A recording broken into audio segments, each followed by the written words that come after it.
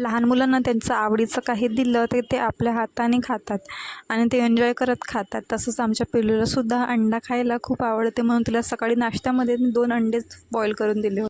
आता उन्हाळा लागला आहे तर भाजीला काय करावं काही सुचतच नाही, काही खायची इच्छाच होत नाही, टेस्टच नाही येत तोंडाला काहीच खायची. म्हणून रात्रीच मला काळे चणे दिसले तर त्यालाच फिजवलं. म्हटलं आता सकाळी काळ्या चण्याचा उसळच बनवते.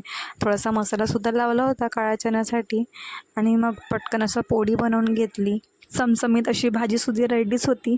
मग त्याच्यामध्ये असं खूप सारा सांबार टाकून घेतला, आणखी टेस्ट वाटेल. आणि दुकानामध्ये आल्या माझे हे सगळे उद्योग चालू होते.